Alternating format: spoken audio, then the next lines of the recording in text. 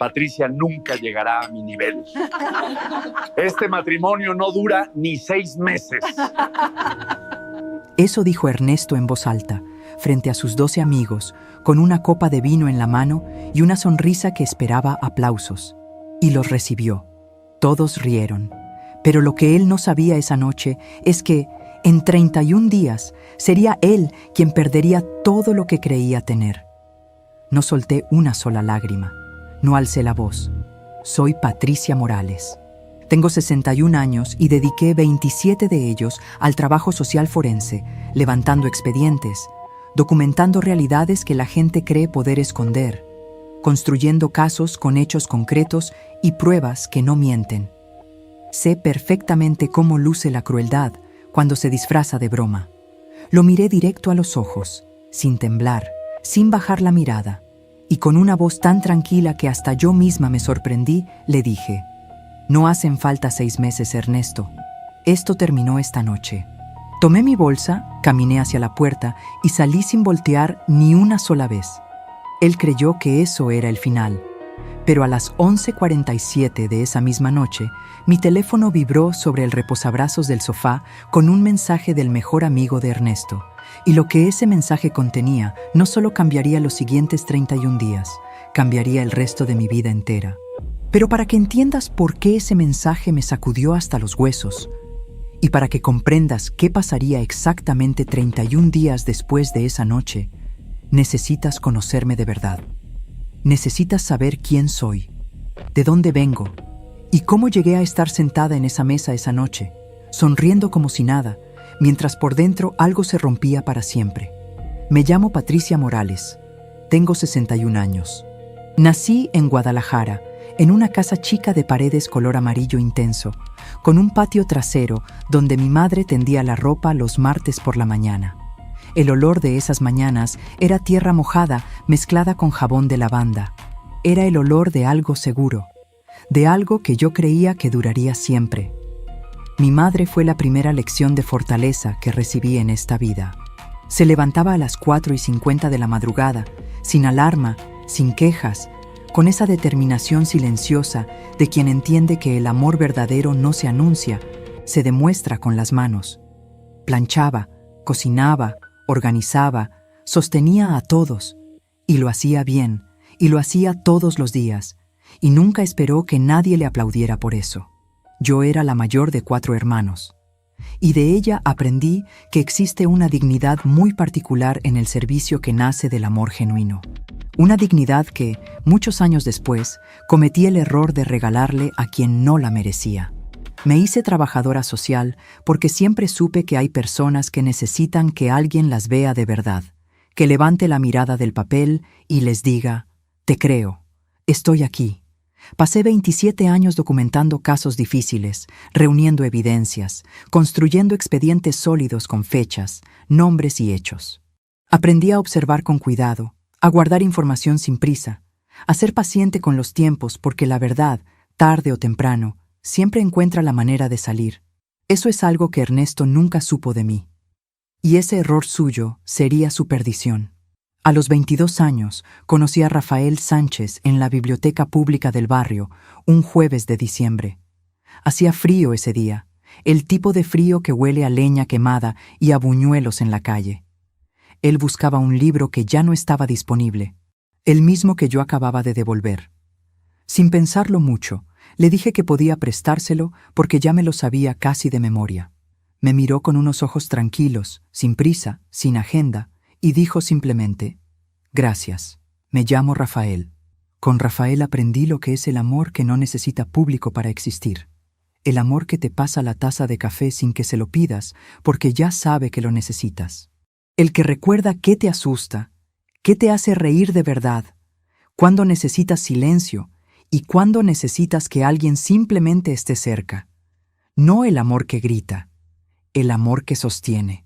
Nos casamos en 1990. Una iglesia pequeña del barrio.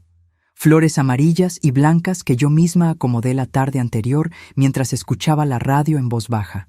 Mi suegra horneó el pastel de 3 leches con sus propias manos. De esas manos que huelen a vainilla y a canela. No fue una boda de revista. Fue mejor que eso. fue una boda de verdad, de esas donde nadie mira el reloj y los abrazos no tienen protocolo. Tuvimos a Valentina, y durante 21 años construimos juntos algo que yo creí permanente. Pero la vida no siempre avisa cuando va a cambiar todo. El 3 de febrero de 2011, un martes, a las 6:15 de la mañana, Rafael no despertó. Infarto fulminante. 52 años, sin señales previas, sin última conversación, sin despedida. Solo el silencio pesado de ese cuarto y el sonido de mi propia respiración, que de repente se sentía demasiado ruidosa para ese espacio que acababa de quedarse vacío.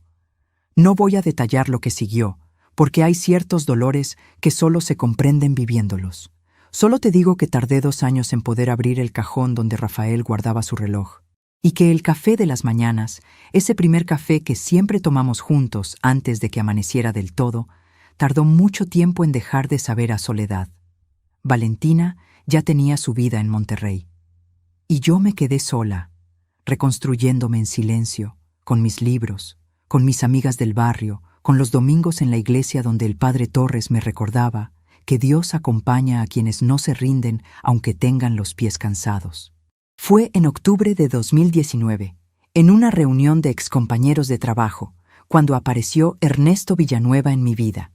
Era seguro, extrovertido, con esa risa fácil que llena los espacios vacíos sin esfuerzo. Tenía una empresa constructora de tamaño mediano. Siempre hablaba de proyectos grandes, de viajes pendientes, de que la vida era demasiado corta para vivirla con miedo al futuro.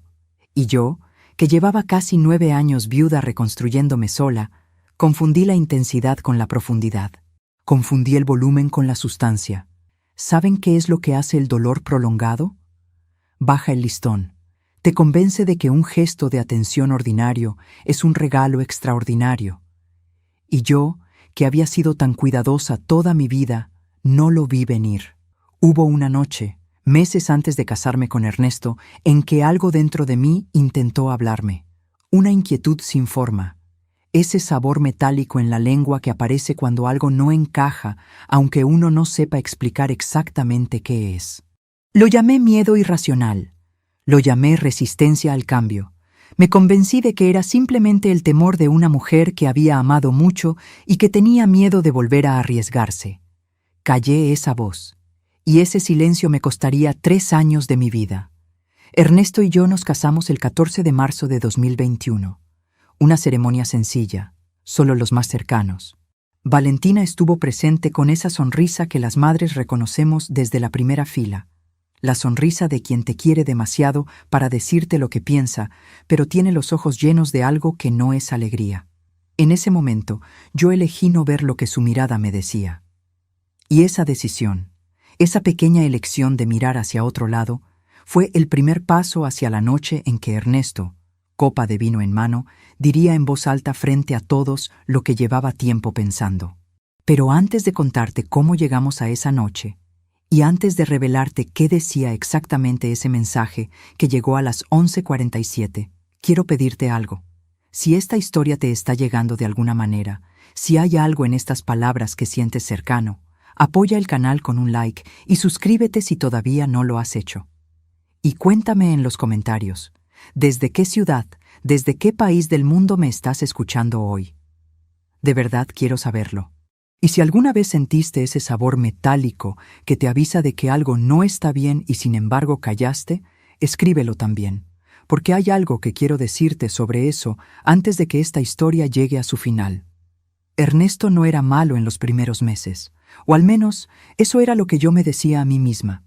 Pero hay algo que aprendí en 27 años de trabajo social. Las personas no cambian de un día para otro. Los patrones siempre estuvieron ahí. Solo que a veces uno no quiere verlos. Y a veces, sencillamente, todavía no ha aprendido cómo mirarlos. Pronto entenderás exactamente qué quiero decir con eso. Los primeros meses de matrimonio con Ernesto fueron como esas mañanas de octubre en que el clima no termina de decidirse. Ni frío ni calor. Una incomodidad suave que uno aprende a ignorar porque no duele lo suficiente como para nombrarla. Nos fuimos a vivir a su departamento en la colonia Narvarte. Un lugar amplio, bien amueblado, con ventanas grandes y una sala decorada con muebles de diseñador que él había elegido solo. No había espacio para mis cosas, no físicamente. Las paredes ya tenían cuadros. Los libreros ya tenían libros, aunque Ernesto nunca los abría. Los closets ya tenían ropa, y yo llegué con 3 cajas y la sensación de estar siendo acomodada en los márgenes de una vida que ya estaba definida desde antes de que yo apareciera. Le pregunté un domingo si podía colgar una fotografía de Valentina en el pasillo. Me miró como si le hubiera pedido algo irrazonable. Después sonrió y dijo: «Claro, mi amor, donde quieras». Pero la fotografía nunca encontró un clavo. Yo tampoco volví a pedirlo. ¿Saben qué fue lo primero que entendí de Ernesto Villanueva? Que él no construía espacios para los demás. Los toleraba. Y hay una diferencia enorme entre ser bienvenida en una vida y ser tolerada dentro de ella. Ernesto trabajaba mucho, o al menos eso me decía. Llegaba tarde con frecuencia, oliendo a tabaco y a restaurante, con esa energía agitada de alguien que viene de convivir, no de trabajar. Yo cocinaba, ordenaba, gestionaba la casa, y cuando él llegaba le tenía la cena lista porque así me habían enseñado a mí y porque en ese entonces yo todavía creía que ese era el lenguaje correcto del amor. Una noche, a las 10:22, llegó al departamento con 2 amigos que no me había anunciado. Yo ya había cenado y estaba leyendo. Se instalaron en la sala con botellas de cerveza y una actitud que no dejaba espacio para que yo existiera en mi propio hogar. Me levanté a saludar. Ernesto no me presentó. Siguió hablando como si yo fuera parte del mobiliario. Uno de sus amigos me preguntó mi nombre. Ernesto respondió antes de que yo pudiera hacerlo. «Es Patricia, mi esposa. Ya se iba a dormir, ¿verdad?» No era una pregunta. Era una instrucción. Me fui a la habitación. Cerré la puerta. Me senté en la orilla de la cama y escuché sus carcajadas hasta pasada la medianoche.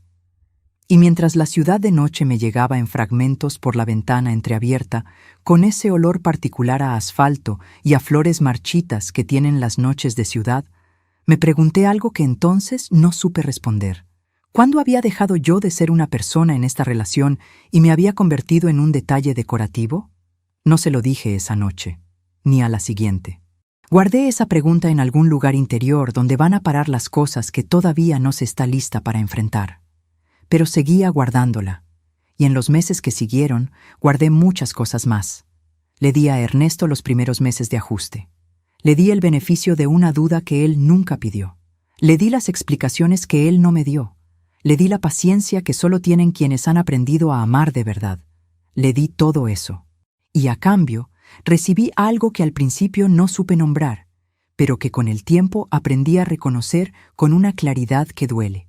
Indiferencia deliberada. El día que lo vi claro fue un sábado de julio de 2021. Ernesto me había prometido que ese fin de semana iríamos a visitar a Valentina a Monterrey. Llevaba meses sin ver a mi hija. Ya tenía los boletos comprados. Ya había hecho los arreglos. Esa mañana me desperté a las 7. Empecé a preparar el equipaje. Hice café. Puse en la mesa el desayuno. Todo olía a pan tostado y a esa mezcla de normalidad y anticipación que tienen las mañanas en que uno espera algo bueno. Ernesto bajó a las 9 con el teléfono en la mano y una expresión que yo ya empezaba a aprender a descifrar. Surgió una junta con un cliente importante. No podemos ir. No hubo disculpa. No hubo mirada directa.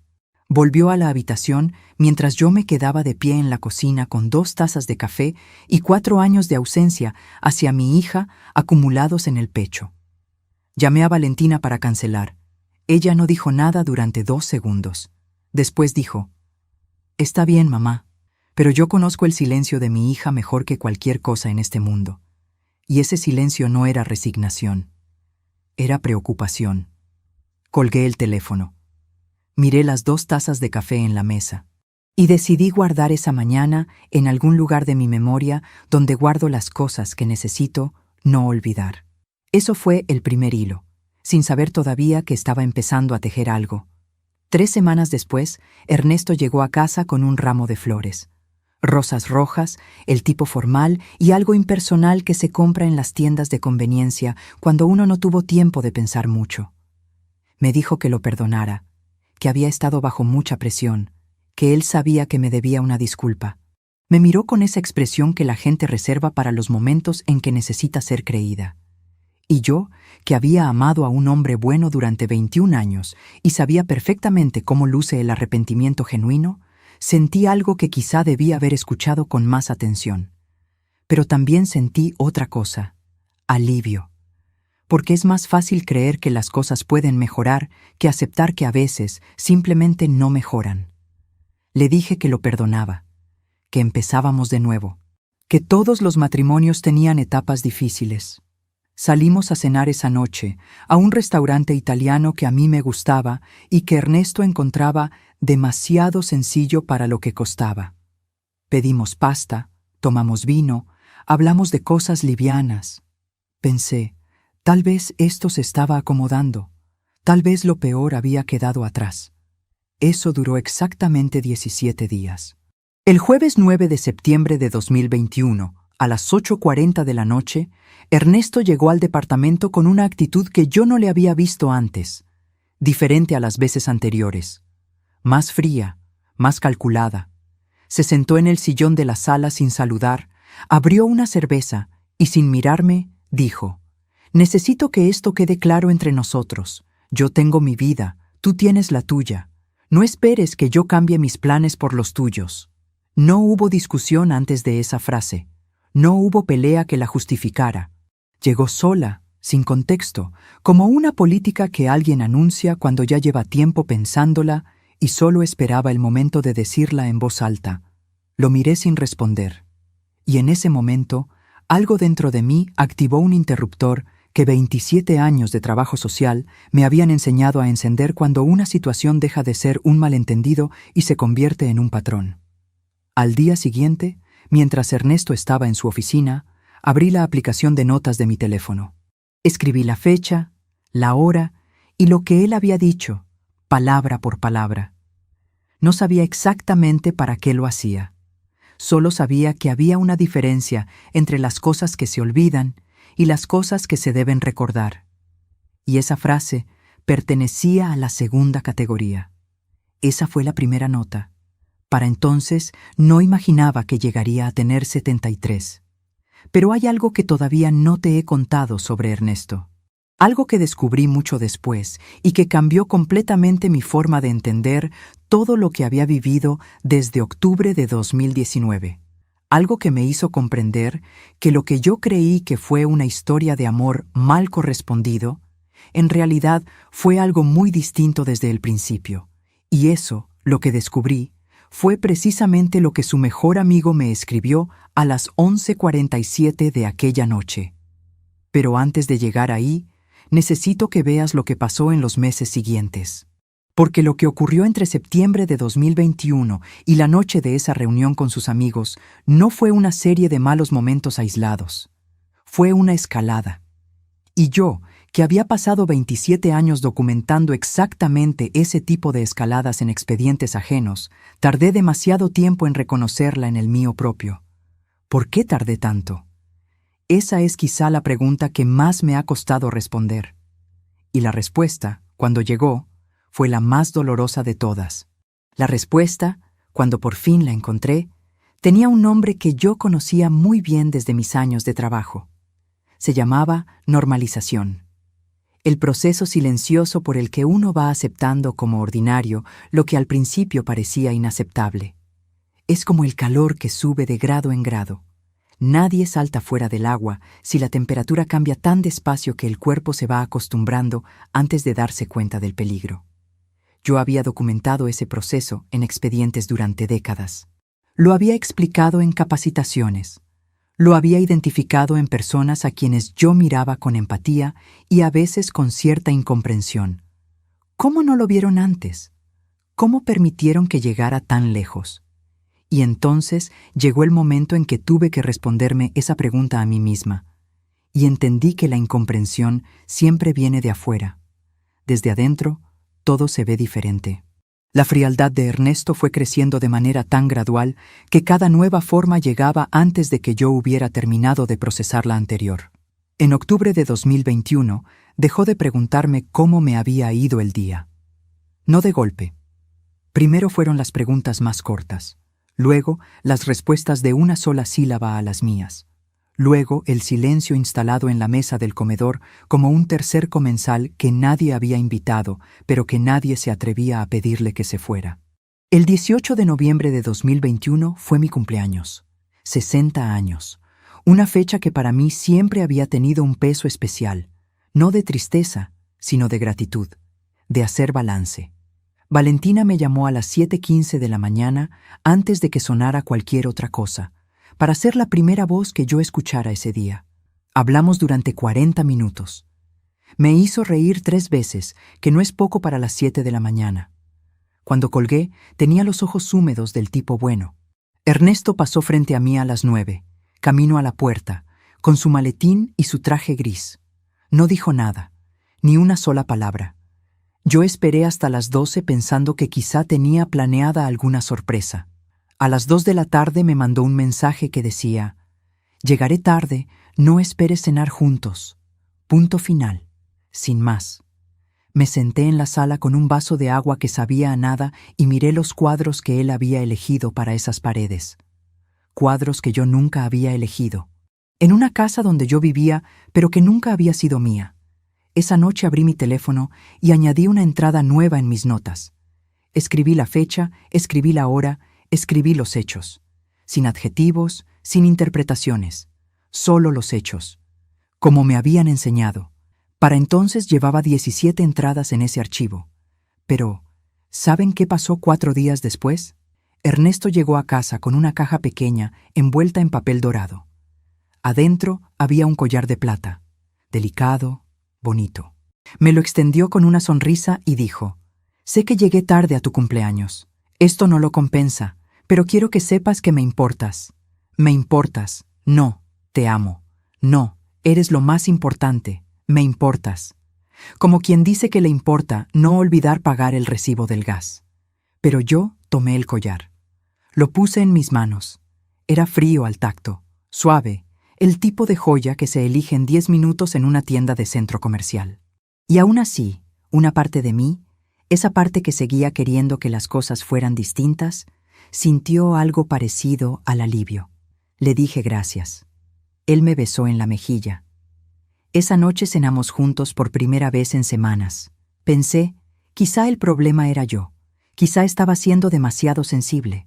Quizá el matrimonio a esta edad requería más paciencia de la que yo estaba poniendo. Cerré el archivo de notas esa noche.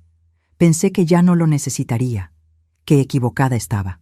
Porque 4 semanas después, el martes 14 de diciembre de 2021, a las 6:30 de la tarde, escuché por accidente una conversación telefónica de Ernesto.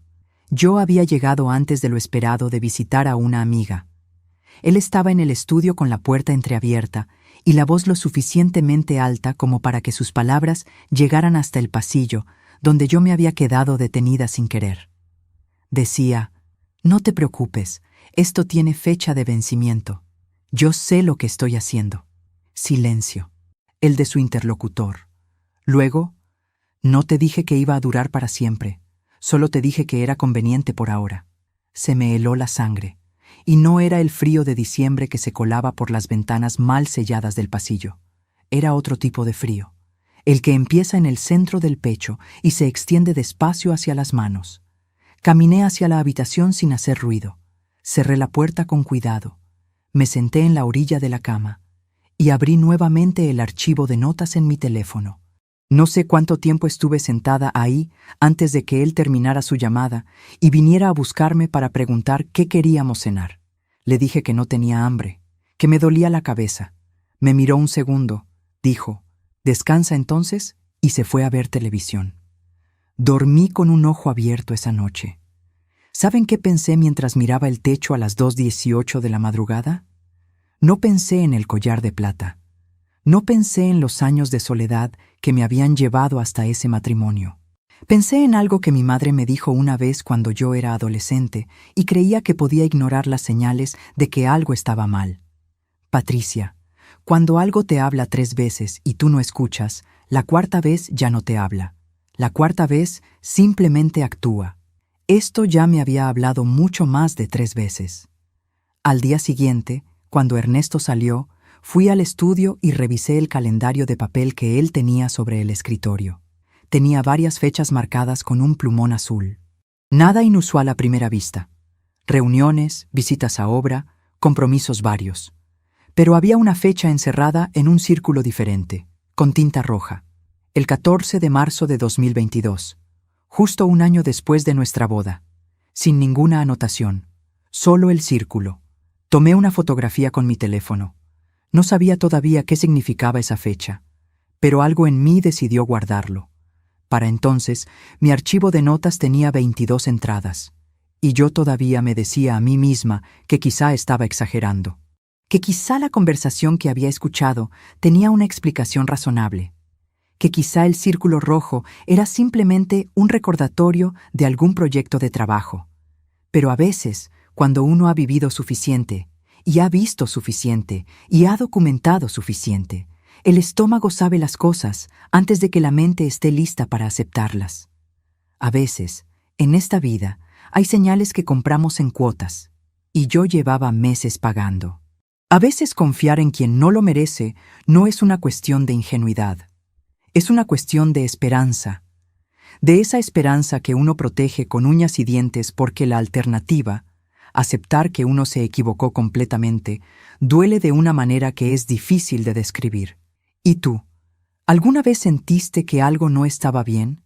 ¿Que todas las señales te hablaban con claridad, pero elegiste esperar un poco más, darle una oportunidad más, creer que las cosas cambiarían? Escríbelo en los comentarios. Porque hay algo muy particular en saber que no somos los únicos que hemos estado en ese lugar. Y yo, mientras te cuento todo esto, necesito saber que hay alguien del otro lado que entiende exactamente de qué estoy hablando. Ernesto llegó esa tarde con una actitud completamente normal. Me preguntó si quería que pidieran comida a domicilio. Cenamos viendo una película que ninguno de los dos estaba viendo de verdad. Y cuando apagó la luz esa noche y dijo buenas noches con esa indiferencia que ya se había vuelto cotidiana, yo me quedé despierta contando los días. Faltaban exactamente 25 días para el 8 de enero de 2022. La fecha en que, sin que yo lo supiera todavía, ocurriría algo que haría que todo lo anterior pareciera pequeño en comparación. Pero antes de llegar a ese enero, hay una noche de diciembre que no puedo saltarme. Porque en esa noche ocurrió algo que Ernesto creyó que yo nunca sabría, y que sin embargo fue la pieza que terminó de completar el rompecabezas. La noche de diciembre que no puedo saltarme fue el 24, Nochebuena. Para mí, la Nochebuena siempre había sido sagrada. No de manera solemne ni complicada. Sagrada en el sentido más sencillo de la palabra. Una noche para estar con quien uno ama, con la mesa puesta, con el olor a ponche de frutas llenando la casa, con la radio puesta en alguna estación que todavía transmite villancicos, aunque nadie lo admita. Una noche para recordar que hay cosas más importantes que los pendientes del trabajo y los proyectos sin terminar. En nuestra primera Nochebuena juntos, en 2021, yo llevaba semanas preparando la cena. Había hecho la lista de ingredientes con cuidado. Había llamado a Valentina para invitarla. Ella no pudo venir desde Monterrey por compromisos de último momento, pero quedamos de hablar por videollamada a las 10 de la noche. Eso me bastaba. Tenía la ilusión de que esa noche, quizá, Ernesto y yo podíamos encontrar algo de lo que yo había creído que tendríamos cuando me casé con él. El 23 de diciembre, mientras yo empezaba a preparar el relleno del pavo, Ernesto llegó a las 3 de la tarde con una maleta pequeña. Dije, ¿a dónde vas? Respondió sin bajar el paso hacia el closet. Me invitaron a Valle de Bravo los amigos del club. Me voy esta tarde, regreso el 26. No hubo pregunta previa. No hubo conversación. No hubo. ¿Qué planes tienes tú? Solo la maleta, la respuesta en movimiento. y el sonido del cierre del closet como punto final de algo que él ni siquiera sabía que había roto. Me quedé en la cocina con las manos oliendo a hierba santa y a pimienta negra. El pavo estaba a la mitad de su preparación sobre la tabla de cortar. La luz de la tarde entraba horizontal por la ventana y hacía brillar el aceite en la sartén de una manera que en otro momento podría haber parecido bonita. No dije nada. Ernesto pasó frente a la cocina con la maleta ya lista, agarró sus llaves del gancho junto a la puerta y dijo: «Hay dinero en el cajón si necesitas algo. Pide comida a domicilio, no te compliques». La puerta se cerró, y yo me quedé sola con el silencio y el olor a especias y la certeza de que nadie, en Valle de Bravo, sabía ni le importaba que su ausencia me había dejado con 12 horas de preparación de una cena que ahora nadie comería. Guardé el pavo en el refrigerador. Abrí el cajón. Había 500 pesos y una tarjeta de una empresa de plomería. Esa noche comí sola, mirando el mantel que yo misma había bordado hace años, con el hilo rojo que mi madre me enseñó a usar cuando yo tenía 14 años. Y a las 10 en punto, Valentina apareció en la pantalla de mi teléfono con su sonrisa y su pelo recogido, y ese amor de hija que no necesita explicaciones para llegar directo al centro del pecho. No le dije que Ernesto se había ido. Le dije que había decidido hacer algo sencillo ese año. Colgué a la medianoche. Y en el silencio del departamento, con el ruido lejano de los cohetones del barrio, abrí mis notas y escribí la entrada número 23. Fecha, hora, hechos. Sin adjetivos. Ernesto regresó el 26 con una bolsa de artesanías del mercado de Valle de Bravo.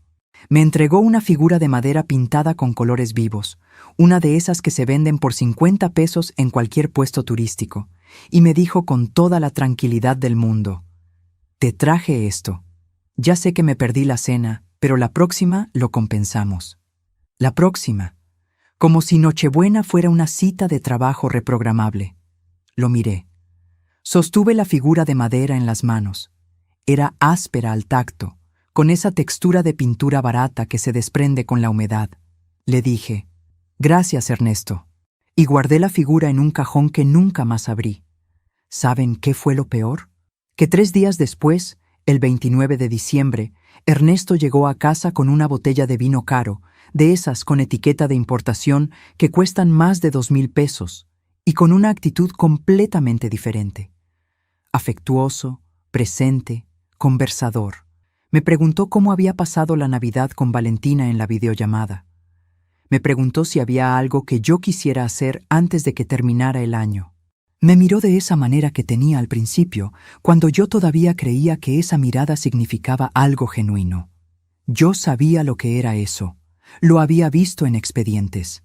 El ciclo que se repite: distancia, frialdad, ausencia, y luego el regreso con un gesto calculado para restablecer el equilibrio justo antes de que la otra persona tome una decisión. Pero volví a dejarlo entrar, porque la esperanza es terca, y porque a veces uno necesita equivocarse una vez más para estar completamente segura. Eso duró hasta el 8 de enero de 2022. Ese sábado, Ernesto me informó, no me invitó, me informó, que habría una reunión en casa de su amigo Gerardo. Una cena con su grupo de amigos más cercanos. Gente de negocios, me dijo. Gente importante.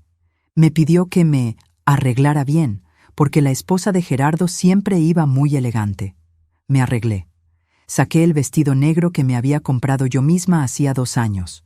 Sobrio, clásico, de esos que no gritan pero tampoco se disculpan por estar ahí. Me puse los aretes de plata que habían sido de mi madre. Llegamos a la casa de Gerardo en Las Lomas. Era una residencia enorme, de esas con entrada circular y jardín iluminado, y un silencio de barrio exclusivo que se siente diferente al silencio de los barrios ordinarios. Adentro había 12 personas, todas vestidas con esa soltura particular de quien está acostumbrado a los espacios caros. La esposa de Gerardo me recibió con amabilidad genuina. Se llamaba Sofía. Vestía un traje sastre color vino y unos zapatos que yo reconocí como de una marca italiana que cuesta lo que yo ganaba en un mes en mis últimos años de trabajo. Me dio 2 besos y me preguntó a qué me había dedicado. Le dije que había sido trabajadora social forense por 27 años. Me miró con un interés real y dijo: «Eso debe de haber sido un trabajo increíblemente importante». Ernesto, que estaba a mi lado, soltó una risa corta y dijo: «Importante y mal pagado. Por eso yo me dediqué a los negocios». Nadie rió. Hubo un silencio de 2 segundos que Sofía resolvió con elegancia, llevando la conversación hacia otro lado. Pero yo sentí ese comentario como se siente un golpe pequeño pero preciso, en el lugar exacto donde más duele, con la fuerza justa para que quede marca sin que nadie más lo vea. Me quedé callada. Sonreí con cortesía. Seguí la conversación hacia otros temas. Esa fue la primera humillación pública, menor comparada con lo que vendría, pero suficiente para saber que Ernesto no me veía como una igual.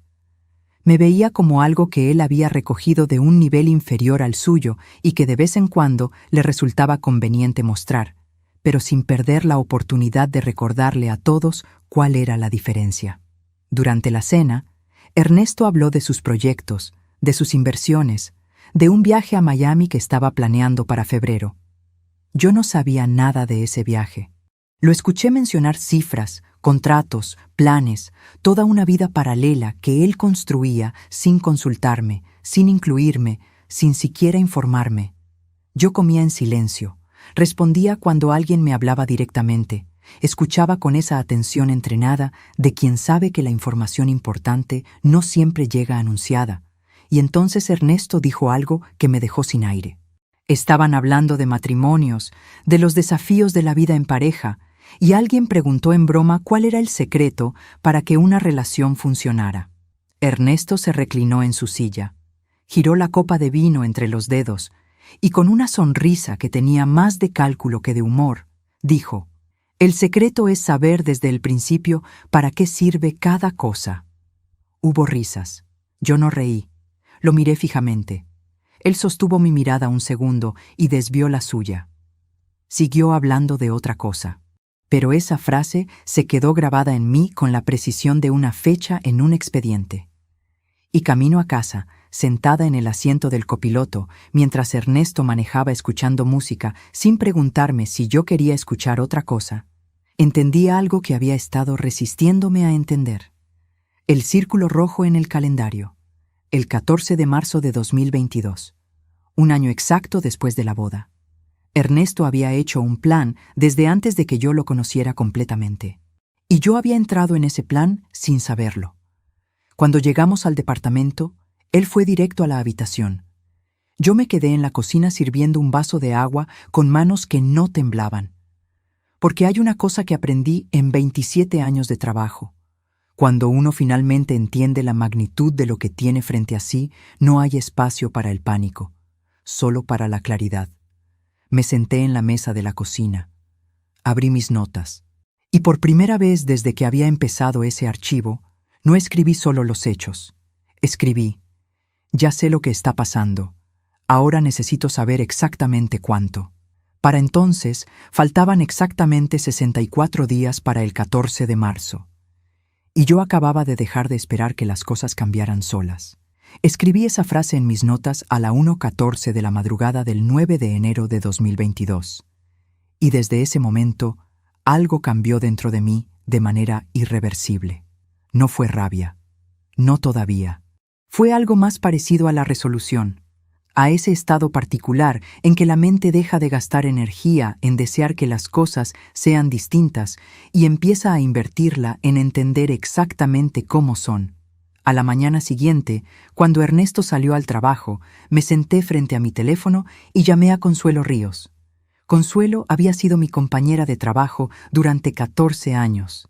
Era abogada especialista en derecho familiar. Una mujer de 70 años con una memoria prodigiosa y una claridad para ver las situaciones que yo siempre había admirado. Nos habíamos distanciado un poco desde mi matrimonio con Ernesto, en parte porque él nunca la incluyó en ninguna de sus simpatías, y yo, sin darme cuenta, había ido recortando los vínculos que a él le incomodaban. Ese fue otro error que no volvería a cometer. Consuelo contestó al segundo timbrazo. Le dije que necesitaba hablar con ella. Me dijo que fuera esa misma tarde. Llegué a su despacho a las 4. Olía a libros viejos y a café negro, igual que siempre. Ella me escuchó durante 40 minutos sin interrumpirme.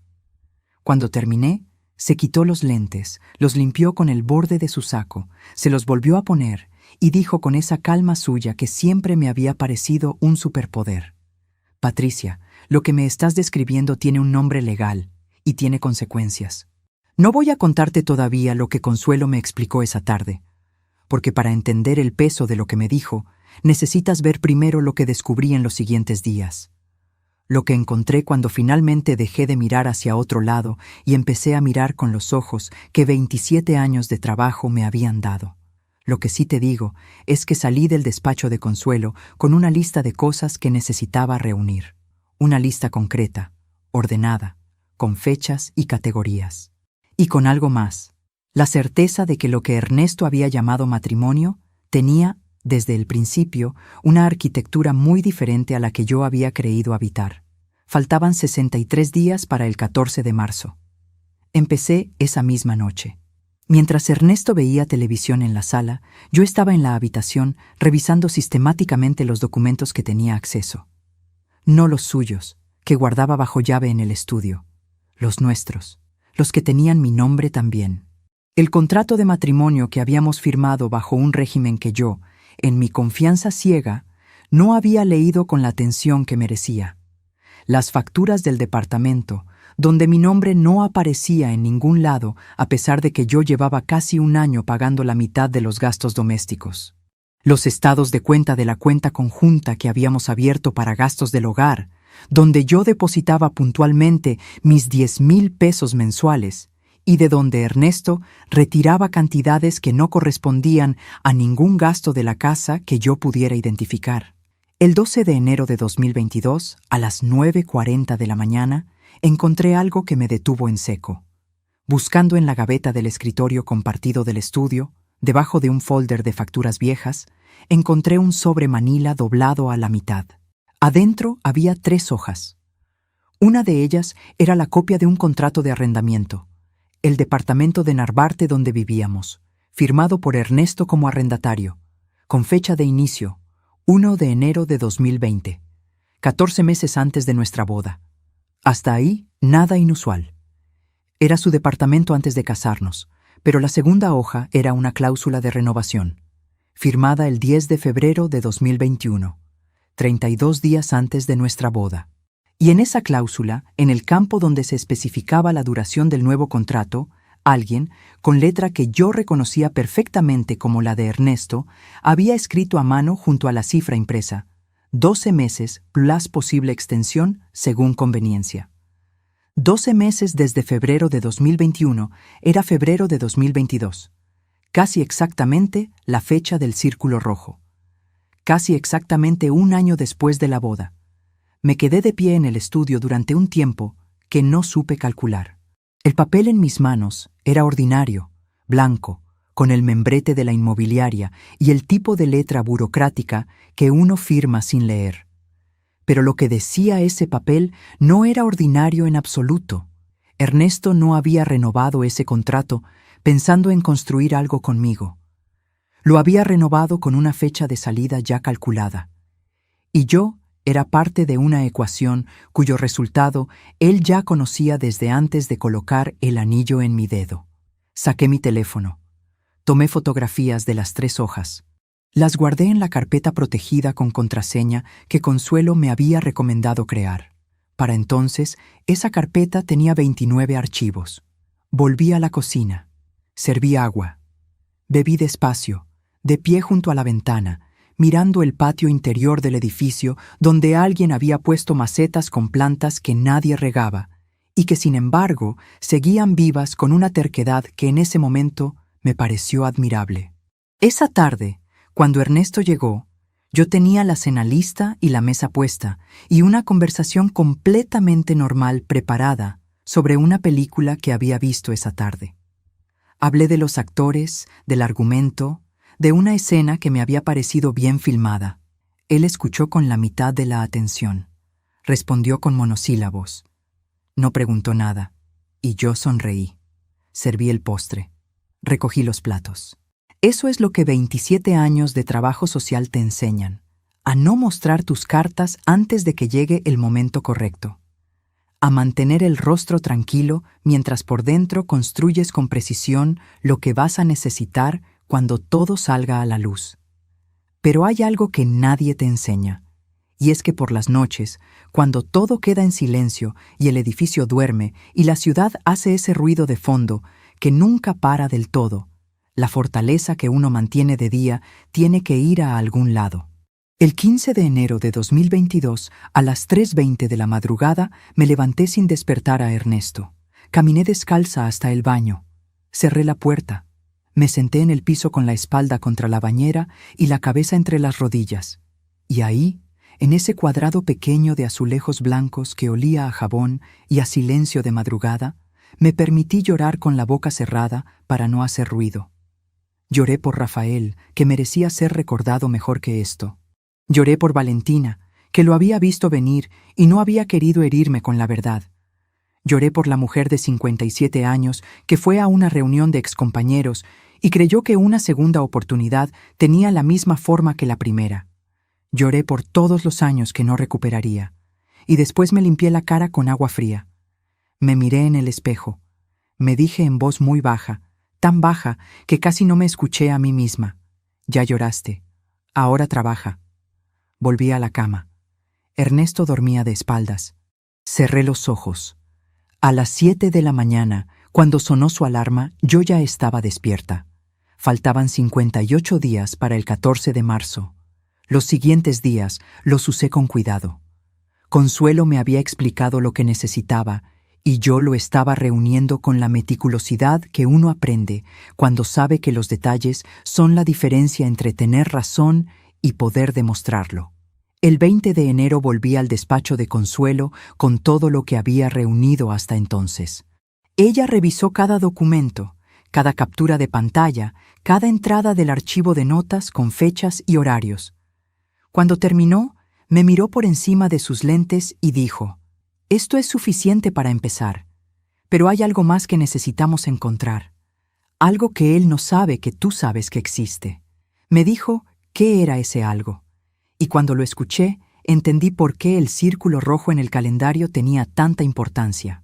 Pero antes de que te cuente lo que Consuelo me dijo esa tarde, quiero preguntarte algo. Mientras te cuento todo esto, mientras estas palabras viajan desde donde yo las grabo hasta donde tú las estás escuchando, me pregunto desde qué lugar del mundo me estás acompañando hoy. Escribe el nombre de tu ciudad en los comentarios. No importa si es una ciudad grande o un pueblo pequeño. Quiero saber hasta dónde están llegando estas palabras. Porque hay algo poderoso en saber que una historia contada desde un departamento de la Ciudad de México puede llegar a alguien en otro continente, en otro idioma del corazón, y aún así decirle algo verdadero. Escríbelo. Tu ciudad, tu país. Y sigue escuchando, porque lo que Consuelo me dijo esa tarde cambió completamente mi forma de entender todo lo que había vivido. Y lo que encontré en los siguientes 26 días haría que Ernesto Villanueva entendiera, de una vez y para siempre, que hay cosas que no se planean impunemente. Faltaban 53 días para el 14 de marzo, y yo apenas acababa de encontrar el hilo que lo desharía todo. Lo que Consuelo me dijo esa tarde en su despacho fue esto: Patricia, un hombre que renueva un contrato de arrendamiento con fecha de vencimiento calculada antes de casarse no está improvisando, está ejecutando. Y si está ejecutando, hay documentos. Puede haber una segunda cuenta. Puede haber una transferencia de bienes hecha antes de la boda para protegerlos de cualquier reclamación posterior. Necesitamos encontrar eso. Me quedé mirándola, y entonces recordé algo que había visto semanas atrás y a lo que no le había dado importancia en ese momento. Una tarde de noviembre, Ernesto había dejado abierta una pantalla de su computadora mientras iba a contestar el teléfono. Yo pasé frente al escritorio y vi brevemente el encabezado de un documento. Fideicomiso Villanueva. Modificación de beneficiarios. Había apartado la mirada porque en ese entonces todavía me decía a mí misma que la desconfianza era un defecto mío. no una respuesta razonable a hechos concretos. Se lo dije a Consuelo. Ella asintió lentamente y dijo: «Eso es exactamente lo que necesitamos encontrar». Y entonces me explicó el resto. Si Ernesto había modificado los beneficiarios de un fideicomiso antes o durante el matrimonio, sin mi conocimiento ni consentimiento, y si ese fideicomiso incluía bienes que técnicamente debían considerarse parte de la sociedad conyugal, existía una figura legal que nos daba un camino. No garantías todavía, un camino. Salí del despacho con esa información guardada en el mismo lugar donde guardo las cosas que no me puedo permitir olvidar. Y caminé de regreso al metro con el sol de enero pegando horizontal sobre la avenida, ese sol de invierno capitalino que calienta sin convencer, y con una claridad en la cabeza que hacía mucho tiempo no sentía. Faltaban 53 días para el 14 de marzo. Los siguientes días los viví con una doble existencia que era agotadora y al mismo tiempo extrañamente ordenada. De día, Patricia la esposa cocinaba, ordenaba, respondía a los mensajes de Ernesto con normalidad, lo escuchaba hablar de sus proyectos con la misma expresión de siempre. De noche, Patricia la investigadora revisaba, documentaba, organizaba, construía. El 25 de enero encontré lo que buscaba. Ernesto había salido temprano esa mañana a una visita de obra en Tlalnepantla. Me había dicho que regresaría hasta las 7 de la noche. Yo tenía todo el día. Fui al estudio con calma. No con nervios, con calma. Abrí los cajones con cuidado, revisé cada carpeta con la metodología que uno aprende después de años de trabajo con expedientes. Y en el fondo de la segunda gaveta del archivero, detrás de una carpeta de manuales de electrodomésticos que nadie consulta jamás, encontré un sobre de papel craft con el sello de una notaría. Lo abrí. Adentro había 4 documentos. El primero era la escritura de un departamento en la colonia del Valle, a nombre de Ernesto Villanueva, firmada el 2 de octubre de 2020, 5 meses antes de nuestra boda. El segundo era la modificación al fideicomiso que yo había visto brevemente en su pantalla, firmada el 18 de enero de 2021, 54 días antes de casarnos. El tercero era un contrato privado de compraventa de un terreno en Querétaro, también a nombre exclusivo de Ernesto, fechado el 7 de marzo de 2021, una semana antes de la boda. Y el cuarto era algo que no esperaba encontrar. Era una carta, escrita a mano, con la letra de Ernesto. No la dirigía a nadie con nombre, comenzaba directamente con el contenido. Y lo que decía, en términos que no dejaban lugar para interpretaciones caritativas, era una descripción clara de los términos bajo los cuales Ernesto consideraba que el matrimonio era una estrategia viable de consolidación patrimonial a corto plazo, con una duración estimada de entre 12 y 18 meses, después de los cuales consideraba conveniente reorientar las circunstancias personales. Lo leí 2 veces. La segunda vez lo leí en voz alta, muy bajito, como para asegurarme de que las palabras eran reales y no algo que mi mente estaba construyendo. Eran reales. Saqué mi teléfono. Fotografié cada página de cada documento con la luz de la mañana que entraba por la ventana del estudio. Guardé todo en la carpeta protegida. Volví a colocar el sobre exactamente como estaba, detrás de los manuales de electrodomésticos. Cerré la gaveta, salí del estudio, me serví un café, me senté en la mesa de la cocina y bebí ese café despacio, con las 2 manos rodeando la taza, sintiendo el calor de la cerámica contra las palmas mientras afuera el barrio hacía su ruido de martes ordinario. No lloré, no en ese momento, porque había algo que era más urgente que llorar. Había que pensar. Llamé a Consuelo, le dije lo que había encontrado. Hubo un silencio de 4 segundos al otro lado de la línea. Después dijo: «Patricia, escúchame bien, no cambies nada, no le digas nada, y ven a verme mañana a las 10». Colgué. Terminé el café. Lavé la taza. Cuando Ernesto llegó esa noche a las 7:15, yo tenía la cena lista y una pregunta preparada sobre un programa de televisión que él miraba. para que la conversación tuviera un lugar donde ir sin que yo tuviera que fabricar nada. Lo miré hablar durante 1 hora. Lo miré gesticular, reír de su propio chiste, servirse más agua, comentar algo sobre un colega suyo con una expresión de superioridad que yo ya había aprendido a reconocer. Y mientras lo miraba, pensé en algo que mi madre me había dicho una vez sobre las personas que te subestiman. El problema de quien cree que eres menos es que nunca se prepara para lo que puedes hacer. Ernesto Villanueva llevaba meses creyendo que yo era menos. Ese error le costaría muy caro. Faltaban 48 días para el 14 de marzo. El 5 de febrero, Consuelo presentó una solicitud formal de medidas cautelares ante el juzgado de lo familiar. Era un movimiento preventivo, silencioso, que no requería que Ernesto fuera notificado todavía. Solo aseguraba que ninguno de los bienes identificados pudiera ser transferido, ocultado ni modificado mientras el proceso avanzaba. Yo firmé los documentos en el despacho de Consuelo a las 10:47 de la mañana. La pluma era fría en mis dedos. El papel hacía ese sonido particular de los documentos legales cuando se doblan. Y cuando terminé de firmar, Consuelo puso su mano sobre la mía un segundo y dijo: «Ya empezó. Ya empezó».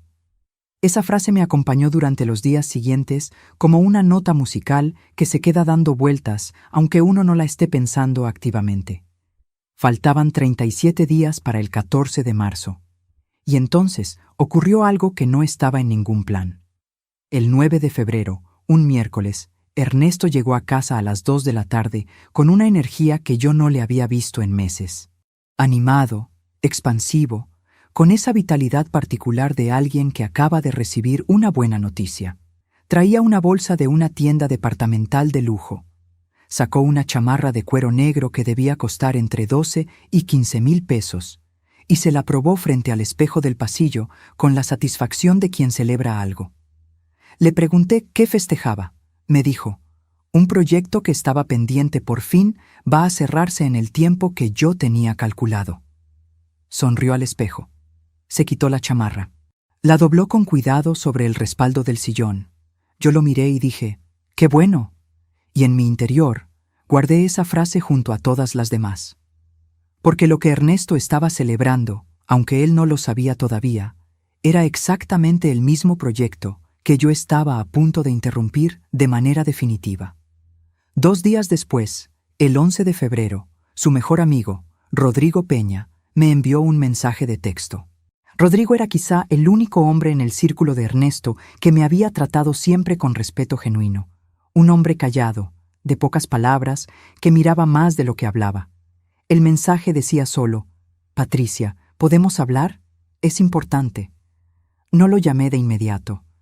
Esperé, analicé, consideré las posibilidades. Al día siguiente le respondí: «Claro, ¿cuándo?». Me dijo: «Hoy, si puedes, pero no en ningún lugar donde Ernesto pueda vernos». Quedamos en una cafetería de la colonia Roma a las 4 de la tarde. Rodrigo llegó antes que yo. Tenía un café negro que no había tocado y una expresión de quien lleva días cargando algo que no debería cargar solo. Sé lo que me dijo Rodrigo esa tarde, y te lo voy a contar. Pero antes necesito que entiendas lo que pasó exactamente 3 días después de esa conversación, porque lo que Rodrigo me reveló fue el detonador, pero el 14 de febrero fue la mecha. El 14 de febrero, día de San Valentín, Ernesto no llegó a casa. No mandó mensaje, no llamó, no dio explicación. Llegó al día siguiente, el 15 de febrero, a las 7:20 de la mañana, con la misma ropa del día anterior y el teléfono apagado. Me miró entrar a la cocina, sirvió agua del garrafón como si nada y dijo: «Surgió algo de trabajo, ya te explico después». Después nunca llegó. Lo miré beber ese vaso de agua. Lo miré con esa calma que ya no era paciencia, sino algo completamente diferente. Y en ese momento supe que ya no necesitaba esperar más. Ya tenía todo lo que necesitaba. Ya había entendido todo lo que había que entender. Le di a Ernesto los 3 años de mi vida que él no mereció. Le di las nochebuenas cocinadas para nadie. Le di los cumpleaños ignorados. Le di los silencios de la madrugada. Le di las explicaciones que él nunca me pidió, pero que yo me inventé para justificar lo injustificable. Le di todo eso. Y él usó todo ese tiempo para construir una salida que yo nunca debí permitir. Pero ya no. Llamé a Consuelo esa misma mañana, mientras Ernesto dormía en la habitación. Hablé en voz baja desde el baño con la llave del lavabo abierta para que el ruido del agua cubriera mi voz. Le dije: «Consuelo, ya es suficiente. ¿Qué sigue?». Ella respondió sin dudar: «Lo que sigue ya está en marcha, Patricia. Solo falta que él tome el siguiente paso sin saber que ya no tiene hacia dónde ir». Faltaban 21 días para la noche en que Ernesto, copa de vino en mano, frente a 12 personas que reían, diría en voz alta que nuestro matrimonio no duraría ni 6 meses. No sabía que yo ya lo había terminado antes de que él abriera la boca. Pero antes de llegar a esa noche, necesitas saber lo que Rodrigo me dijo en esa cafetería de la colonia Roma el 12 de febrero. Porque sin eso, la noche de la cena con los amigos de Ernesto no tiene toda su dimensión. Y esta historia merece contarse completa. Rodrigo Peña llegó a esa cafetería con el café negro sin tocar, y esa expresión de quien ha estado negociando consigo mismo si debe hablar o quedarse callado. Me saludó con un apretón de mano breve, se acomodó en la silla y durante los primeros 30 segundos no dijo nada. Solo miraba la taza. Después levantó la vista y dijo: «Patricia, lo que voy a contarte no lo hago por ningún interés. Lo hago porque llevo 3 meses cargando esto y porque creo que hay cosas que no son correctas sin importar cuánto tiempo conozcas a alguien. Conocí a Ernesto desde la universidad, 25 años de amistad, y en todo ese tiempo, me dijo, había aprendido a distinguir cuándo Ernesto actuaba por impulso y cuándo actuaba por cálculo. Lo que me contó tomó 40 minutos. Te voy a decir lo esencial. Ernesto había tenido, antes de conocerme, una relación de 7 años con una mujer llamada Marcela. Una relación que había terminado mal, con deudas cruzadas y un proceso legal que le había costado a Ernesto una parte considerable de su patrimonio. Desde entonces, según Rodrigo, Ernesto había desarrollado lo que él mismo llamaba, en conversaciones privadas con sus amigos más cercanos, una estrategia de protección, que consistía, en términos simples, en construir una fachada de vida en pareja que le diera estabilidad social y ciertas ventajas fiscales, sin comprometer los activos que había reconstituido después de Marcela. Rodrigo me dijo que cuando Ernesto empezó a hablar de mí dentro del grupo, alrededor de noviembre de 2019, lo describió como una opción sólida y sin complicaciones. Esas fueron sus palabras exactas: una opción sólida y sin complicaciones. Rodrigo dejó de ser cómplice pasivo de esa situación la noche en que, 3 meses atrás, escuchó a Ernesto decirle a otro amigo del grupo, en una conversación donde creyeron que nadie más escuchaba: «Ya casi terminamos el ciclo. En marzo arreglo los papeles y listo. Ella no va a saber ni cómo reaccionar». Rodrigo terminó su café de un sorbo. Me miró y dijo: «No sé si esto te sirve para algo», pero no podía seguir callado. Le pregunté si estaría dispuesto a repetir eso ante quien fuera necesario. Me miró durante 2 segundos largos. Luego asintió una vez. Solo una vez. Pero fue suficiente. Salí de esa cafetería al anochecer de un febrero frío, con el olor a smog y a tacos de la esquina mezclados en el aire, y caminé 2 cuadras antes de detenerme en una banca de la calle. Saqué el teléfono. Abrí el archivo de notas y escribí todo lo que Rodrigo me había dicho, con hora, fecha y sus palabras exactas, las que yo recordaba con precisión. Después llamé a Consuelo. Le conté todo. Ella escuchó sin interrumpirme. Cuando terminé dijo: «Rodrigo es el testigo que necesitábamos. El resto ya lo tienes. Patricia, cuando Ernesto dé su próximo movimiento, ya no va a encontrar el suelo donde cree que va a pararse». Eso fue el 12 de febrero. Lo que siguió fueron 17 días en que yo viví en la misma casa que Ernesto, con todo eso guardado dentro, funcionando con una normalidad tan cuidadosa que a veces me sorprendía a mí misma. Buenos días, cena lista, conversaciones sobre cosas sin peso, las noches mirando el techo con los ojos abiertos, contando los días que faltaban, organizando mentalmente lo que venía. Y entonces llegó el 1 de marzo de 2022. Ernesto me informó con 4 días de anticipación que el sábado 5 habría una cena en casa de Gerardo. El mismo Gerardo de las Lomas, el mismo grupo de siempre. Me dijo que era una cena importante, que viniera arreglada, que sería una noche agradable. Yo dije, claro, ahí estaré. Y lo estuve. El sábado 5 de marzo llegamos a la casa de Gerardo a las 8 de la noche. La entrada circular estaba iluminada con esas luces cálidas que hacen que todo parezca más sólido de lo que es. Adentro olía a carne asada y a vino tinto, con esa música de fondo que nadie escucha realmente, pero que llena el silencio de las conversaciones. Había 12 personas, las mismas caras de siempre, los mismos trajes, la misma soltura de quien no necesita demostrar nada, porque lleva años rodeado de personas que tampoco lo cuestionan. Yo vestía el mismo vestido negro de siempre, los aretes de plata que habían sido de mi madre, sin nada que gritar, sin nada que demostrar. Me moví por esa sala con calma. Hablé con Sofía, que me preguntó por mis años de trabajo con esa curiosidad genuina que siempre me había parecido uno de sus mejores rasgos. Hablé con otro invitado sobre un libro. Comí. Bebí agua con hielo que sabía a limón y a cloro de ciudad. Y observé.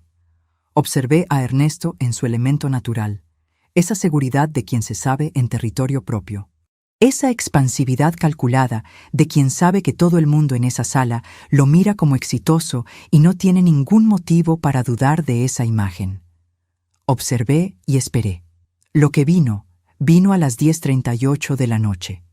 La conversación había derivado hacia el tema de las parejas, hacia los matrimonios que funcionan y los que no, hacia esa clase de discusión ligera que la gente tiene después del postre cuando el vino ya hizo su trabajo. Alguien dijo algo sobre lo difícil que es encontrar a la persona correcta a cierta edad. Hubo risas, opiniones cruzadas. Y entonces Ernesto, con la copa de vino en la mano derecha y esa sonrisa de quien está a punto de decir algo que lleva tiempo queriendo decir, giró levemente hacia mí y dijo, en voz completamente audible para todos los presentes: «Patricia nunca va a llegar a mi nivel. Este matrimonio no dura ni 6 meses. Yo creo que los dos lo sabemos». El silencio duró quizá 1 segundo. Después vinieron las risas. No de todos, pero de suficientes como para que el sonido llenara la habitación. Me quedé completamente quieta. Sentí el peso de los aretes de mi madre en los lóbulos. Sentí el tejido del vestido negro contra mis brazos. Sentí el sabor neutro del agua con limón que todavía tenía en la boca. Sentí el calor de las luces cálidas de esa sala sobre la piel de la cara. Y sentí algo más, algo que no era rabia todavía. Era reconocimiento. La confirmación de algo que yo ya sabía pero que él acababa de decir en voz alta, frente a testigos, sin que nadie se lo pidiera. Ernesto Villanueva acababa de regalarme exactamente lo que me faltaba. Lo miré a los ojos, sin apartar la mirada, sin que me temblara nada. Y dije, con una voz tan tranquila que la sala quedó en silencio instantáneo: «No hacen falta 6 meses, Ernesto. Esto terminó esta noche». Tomé mi bolsa de la silla. Me puse de pie. Me dirigí a la puerta. Sofía dijo mi nombre en voz baja, con esa expresión de quien no sabe si intervenir.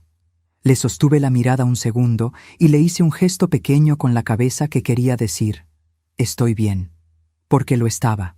Salí por la puerta principal. El aire de la noche me recibió con ese frío seco de principios de marzo en la ciudad. Caminé por la entrada circular bajo las luces cálidas que ya no me parecían tan sólidas. Llamé un taxi desde la calle. No lloré en el camino a casa. Miré las luces de la ciudad pasar por la ventana del taxi con esa distancia particular de quien ya está pensando en lo que viene, no en lo que acaba de pasar. Llegué al departamento a las 11:15 de la noche. Dejé mi bolsa en la entrada. Me serví agua. Me senté en la sala a oscuras, con el teléfono en la mano, esperando no sabía qué exactamente. Quizá que Ernesto llamara. Quizá que el silencio me dijera algo que todavía no había escuchado. A las 11:47 de la noche, el teléfono vibró. Era un mensaje de Rodrigo Peña. Decía: «Patricia, después de que te fuiste, Ernesto siguió hablando. Dijo cosas que necesitas saber. Y además, hay algo que descubrí esta semana que él no sabe que yo sé. Cuando puedas leer esto con calma, llámame. Es importante. Cambia todo. Leí el mensaje 3 veces. El corazón me latía con fuerza, pero mis manos estaban quietas sobre la pantalla iluminada. Cambia todo. Esas 2 palabras se quedaron suspendidas en el silencio del departamento mientras la ciudad de noche hacía su ruido de fondo interminable, y yo entendía que lo que creí que era el final de esta historia era, en realidad, apenas el comienzo de lo que venía después. Llamé a Rodrigo al día siguiente, el domingo 6 de marzo, a las 9 de la mañana. Ernesto no había regresado al departamento esa noche. Su cama estaba intacta y había un silencio en el apartamento que se sentía diferente al de las otras noches, más definitivo, como el silencio que queda después de que algo termina de verdad y el aire todavía no lo sabe. Rodrigo contestó al primer timbrazo. Le pedí que me contara todo, y lo hizo. Primero me dijo lo que había pasado después de que yo salí de la cena en casa de Gerardo. Ernesto, lejos de quedarse incómodo, había reaccionado con algo que Rodrigo describió como alivio. Se había recostado en su silla, había pedido que le sirvieran más vino y había dicho, con la ligereza de quien cierra un trámite menor: era cuestión de tiempo, mejor así. Algunos se incomodaron. Gerardo cambió el tema, pero Ernesto pasó el resto de la noche con esa energía de quien acaba de quitarse un peso de encima. Rodrigo hizo una pausa, y después me dijo la segunda parte. En los días previos a esa cena, mientras revisaba unos documentos que Ernesto le había pedido que guardara temporalmente en su casa, Rodrigo había encontrado algo dentro de una carpeta que no debía haber abierto, pero que abrió. Una notificación de un bufete jurídico, fechada el 28 de febrero de 2022, 5 días antes de la cena. Era una carta de instrucciones de Ernesto a sus abogados. Le ordenaba iniciar de inmediato, en cuanto se confirmara la separación, un proceso de divorcio argumentando incompatibilidad de caracteres. Pero eso no era lo que había dejado a Rodrigo sin palabras.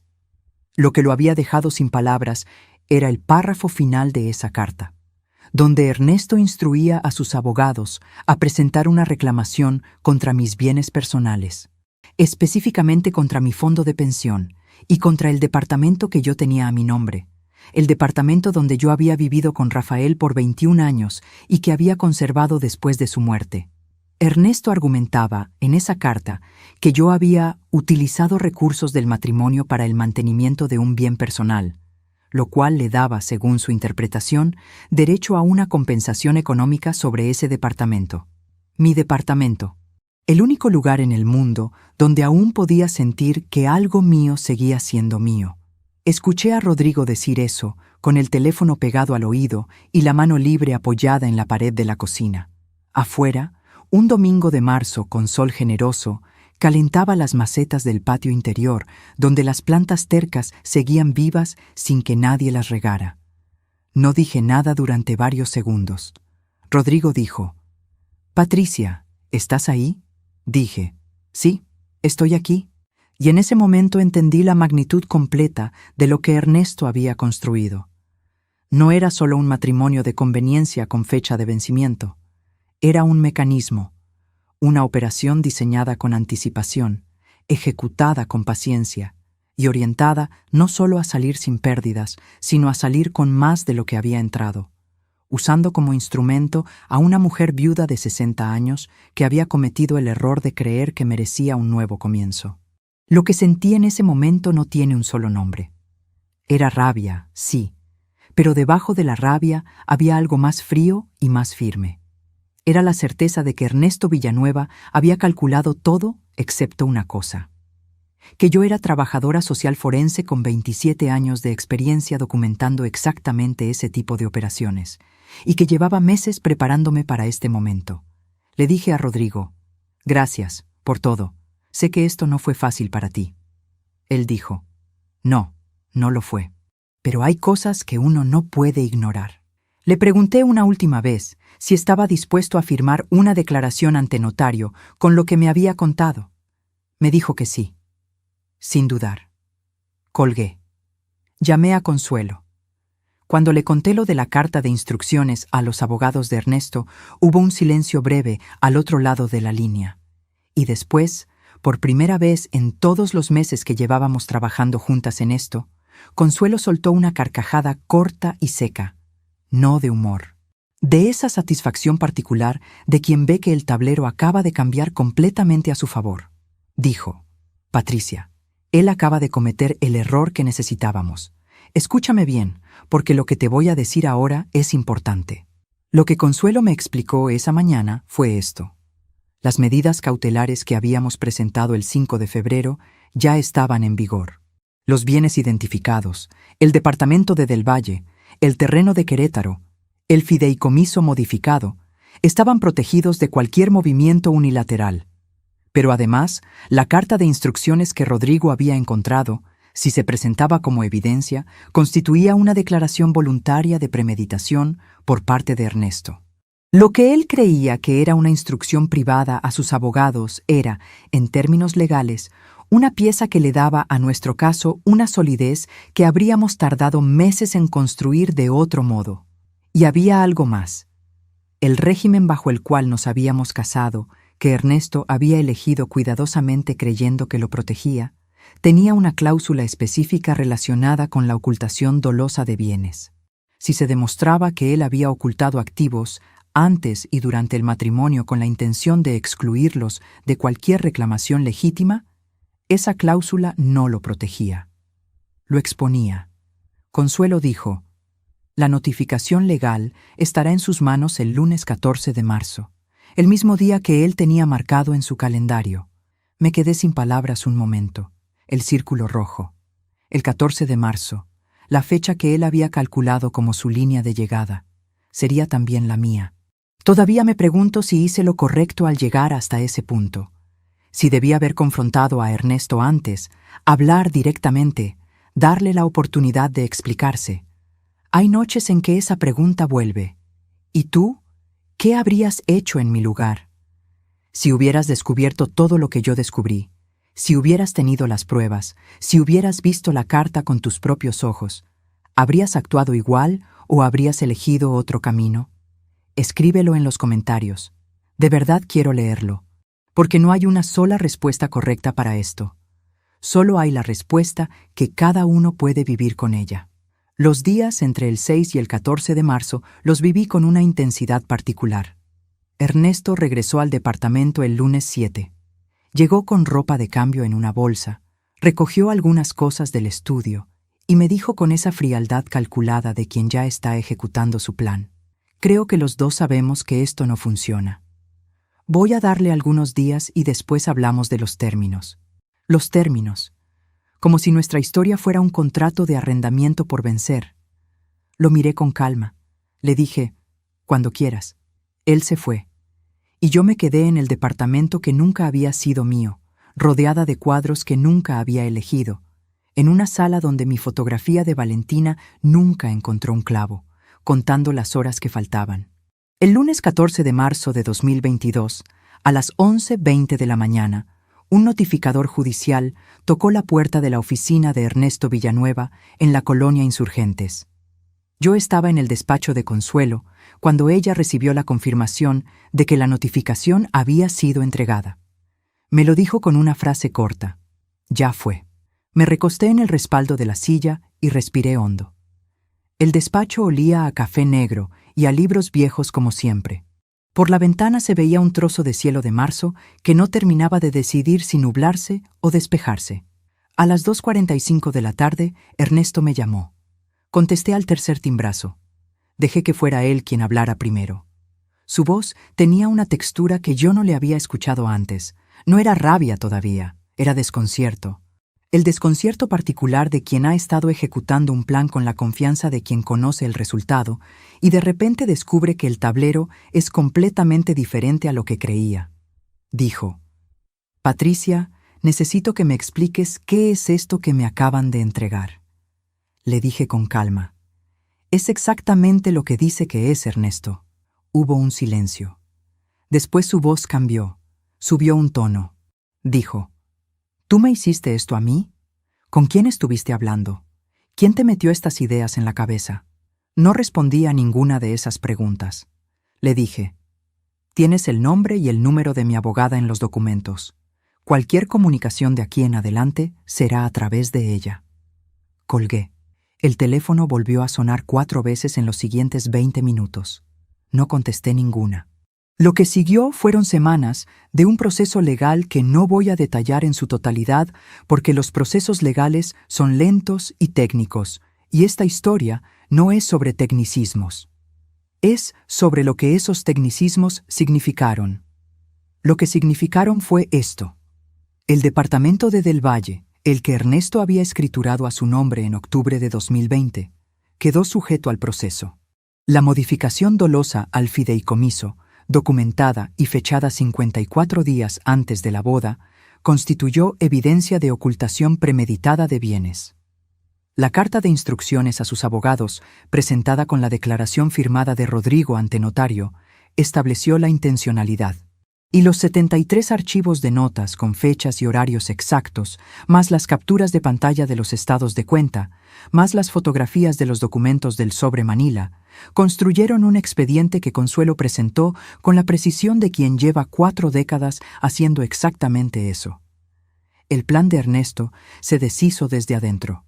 No porque yo fuera más poderosa que él, sino porque él nunca supo quién era yo realmente. Mi departamento, el de Rafael y el mío, el que olía a su colonia mezclada con polvo quieto en los días en que yo no podía cerrar el closet, quedó intacto, completamente fuera del alcance de cualquier reclamación. Consuelo lo protegió con una solidez que no dejó ningún resquicio. Y hubo algo más, algo que yo no había buscado, pero que el proceso reveló. La empresa constructora de Ernesto tenía deudas fiscales que él había estado ocultando, usando la fachada de estabilidad que nuestro matrimonio le daba. Una vez que el proceso legal se hizo visible, esas deudas salieron a la luz a través de una auditoría que las propias autoridades iniciaron de manera independiente. Gerardo, que llevaba meses siendo aval de uno de los proyectos de Ernesto, retiró su respaldo cuando se enteró de la situación. Otros inversionistas hicieron lo mismo. El proyecto que Ernesto había celebrado, comprándose la chamarra de cuero negro de 15,000 pesos, se cayó en abril. Yo no hice eso. El proceso lo hizo solo. La verdad, cuando sale, tiene su propio peso. Lo supe por Sofía, la esposa de Gerardo, que me llamó una tarde de mayo con esa franqueza suya que siempre había apreciado.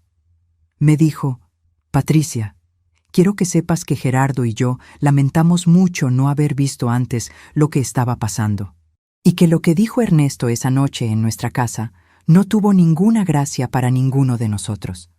Le dije que lo agradecía, y lo agradecí de verdad.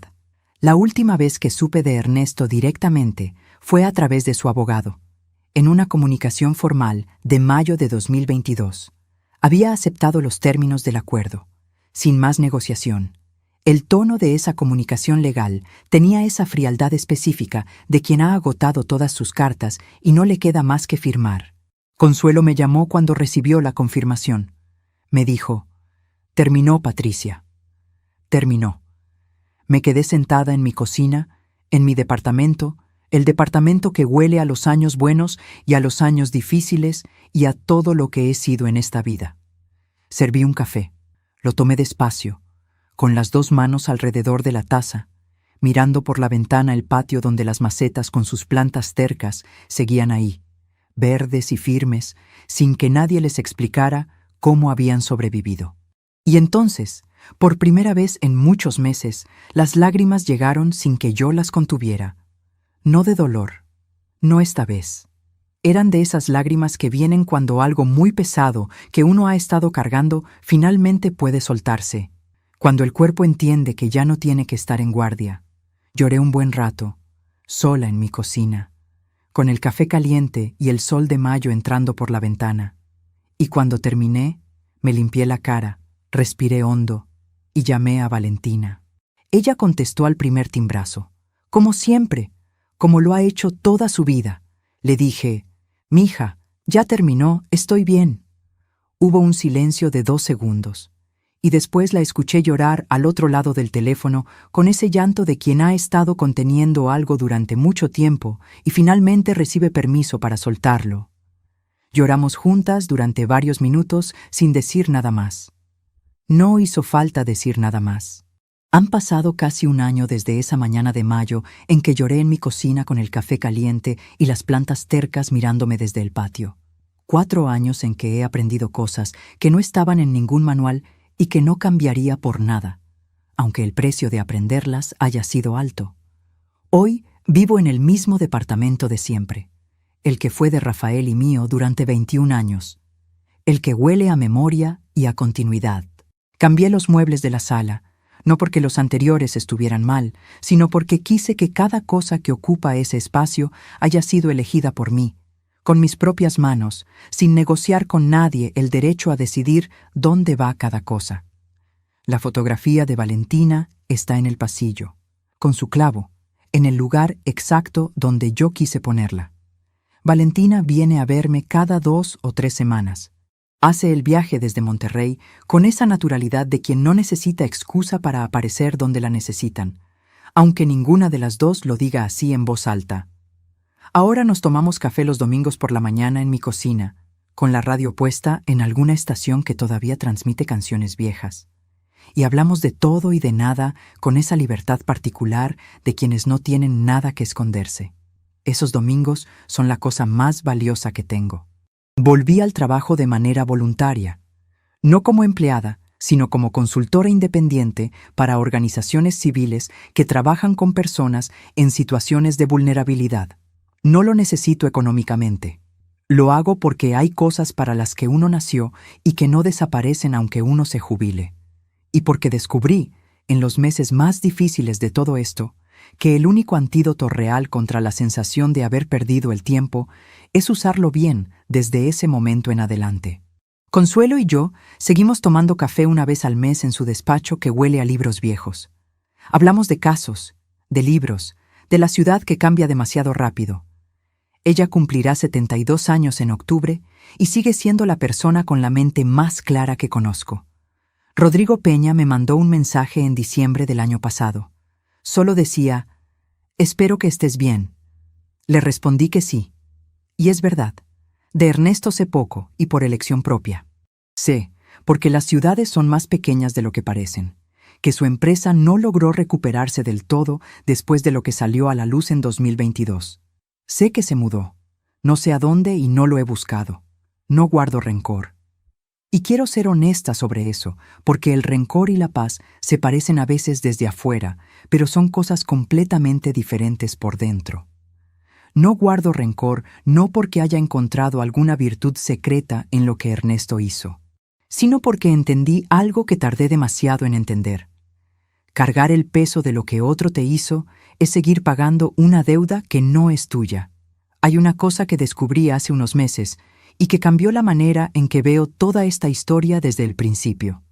Revisando documentos viejos para una renovación de seguros, encontré algo que había guardado en una caja de cartón sin recordar exactamente cuándo. Era una carta, escrita a mano, con tinta azul, en el papel de carta con bordes florales que yo usaba en los años 90. Era de mi madre. La había escrito en 1994, cuando yo llevaba 4 años casada con Rafael, y ella ya empezaba a notar los primeros síntomas de la enfermedad que se la llevaría 7 años después. No era una carta larga, 2 páginas y media con esa letra suya, que apretaba mucho las letras como si quisiera que cupieran más palabras en el mismo espacio. Me decía muchas cosas. Pero había un párrafo que yo no recordaba haber leído nunca, o que quizá leí sin entender todavía lo que significaba. Decía, «Patricia, tú tienes una fortaleza que a veces te pesa porque no sabes bien para qué usarla. Algún día lo vas a saber, y cuando lo sepas, no te va a temblar la mano». Lo leí 3 veces. Pensé en la noche de la cena en casa de Gerardo, en la voz tranquila con que dije lo que dije, en los meses de trabajo silencioso, en las notas con fechas y horarios, en la firma sobre los documentos legales con la pluma fría entre los dedos, en la llamada a Valentina el día que todo terminó. Mi madre lo supo antes que yo. Y hay algo que quiero decir sobre eso, sobre todo lo que viví, con la claridad que solo dan estos meses de distancia, y las mañanas de domingo con café y radio, y la fotografía de Valentina en el pasillo, con su clavo en el lugar correcto. Le di a Rafael 21 años de amor verdadero y los cambiaría por nada. Le di a la soledad 8 años de reconstrucción silenciosa y aprendí más en esos 8 años que en muchos de los anteriores. Le di a Ernesto 3 años de buena fe y me devolvió la certeza de que la buena fe no fue el error. El error fue creer que todos la merecen por igual. Le di a Consuelo la confianza de pedir ayuda cuando lo necesitaba, y eso me salvó de una manera que ninguna fortaleza individual habría logrado sola. Le di a Valentina el ejemplo, imperfecto y costoso y real, de que una mujer puede quedarse de pie aunque el suelo se mueva. Eso es lo que le doy. Y si hay algo que esta historia me enseñó, algo que quisiera que se quedara contigo cuando dejes de escucharme, es esto. La dignidad no es lo que uno tiene cuando todo va bien. La dignidad es lo que uno elige cuando todo va mal. Es la decisión de no gritar cuando gritar sería lo más fácil. De no suplicar cuando suplicar sería lo más comprensible. De no vengarse cuando vengarse sería lo más tentador. La dignidad es caminar hacia la puerta, tomar la bolsa y salir sin voltear, y saber que lo que queda atrás ya no tiene poder sobre lo que viene adelante. Hay algo que pienso con frecuencia. En aquella noche de la cena, cuando Ernesto dijo en voz alta frente a todos que yo nunca llegaría a su nivel, él creía estar describiendo una realidad, pero en realidad estaba revelando la suya. Porque las personas que necesitan disminuir a otros en público para sentirse suficientes están diciéndonos exactamente cuánto les falta, no cuánto les sobra. Yo no llegué a su nivel. Eso es verdad. Llegué al mío, que es el único que siempre debía haber habitado. Y si tú estás escuchando esto desde algún lugar donde algo de lo que conté te resulta cercano, si hay en tu vida una voz que te dice que no eres suficiente, que no llegarás, que deberías agradecer lo que tienes, aunque lo que tienes te esté costando demasiado, quiero que sepas algo que yo tardé demasiado en aprender. Esa voz no te conoce, no sabe lo que llevas, no sabe lo que guardas, no sabe de qué estás hecha ni de qué eres capaz, pero tú sí lo sabes, o lo sabrás. A veces se necesita que la vida te lo demuestre de la manera más difícil posible.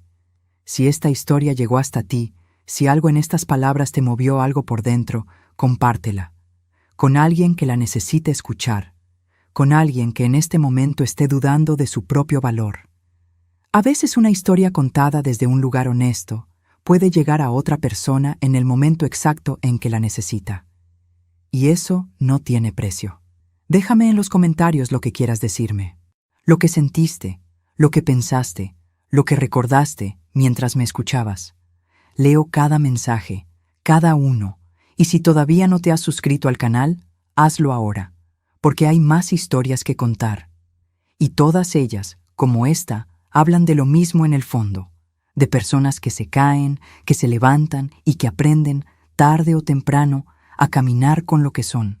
Aquella noche, Ernesto dijo frente a todos que nuestro matrimonio no duraría ni 6 meses, que yo nunca llegaría a su nivel. Tenía razón en una cosa, no duró 6 meses, terminó esa misma noche, y yo me fui a casa, a mi casa, a la fotografía en el pasillo, al café de los domingos, a las plantas tercas que sobreviven sin que nadie les explique cómo, a mi nivel, que resultó ser exactamente suficiente.